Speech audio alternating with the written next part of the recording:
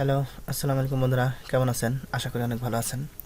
তো আজকে টপিক নিয়ে আসলাম ফটোশপের জিপিজি মুড, পিএনজি মুড কীভাবে ফটো সেভ করব। ফটো এডিট করার পর অনেক সময় লেটেস্ট ভার্সন যেই ফটোশপ যেটা লেটেস্ট ভার্সন এটাতে হচ্ছে আপনার জিপিজি মুডে সেভ করা একটু কষ্টকর। মানে আগে যেরকম সেভ সেভ করতে সেভ অপশনে মারলে জিপিজি মোড আসতো, এটা কিন্তু সেরকমভাবে আসে না। তো চলেন দেখে আসি জিপিজি মোড, পিএনজি মোড কীভাবে সেভ করব। তো আমি এখানে একটা পিএইচডি ফাইল করে রাখছি, এটা ওপেন করি।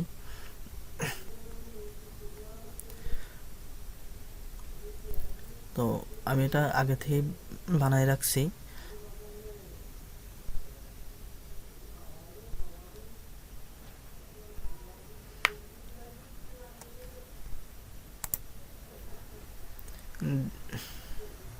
এই করি যে এই যে একটা আছে, এটা এটাকে কীভাবে জিপিজি মোড সেভ করব, ঠিক আছে।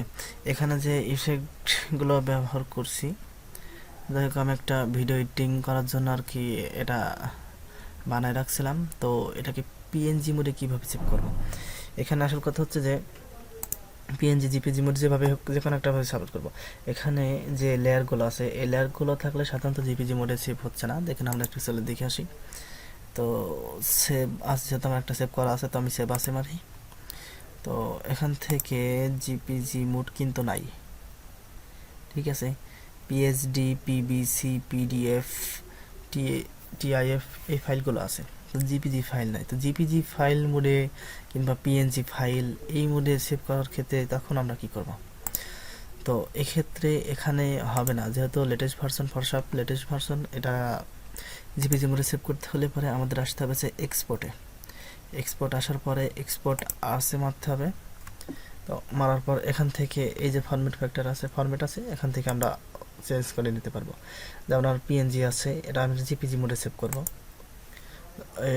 এটা হচ্ছে জিপিজি মোড। এখান থেকে এক্সপোর্ট, এখান থেকে এক্সপোর্ট দেওয়ার পর আপনি যেখানে রাখতে চান, আমি ডেস্কটপে রাখি। হয়ে গেছে। তো চলুন দেখে আসি ডেস্কটপে কোথায় রাখলাম। এই যে জিপিজি মোড হয়ে গেছে। তো আপনারা ফটোশপ লেটেস্ট ভার্সনে জিপিজি মোডে সেভ করতে, জিপিজি কিংবা পিএনজি মোডে সেভ করতে হলে পারে এইভাবেই করবেন।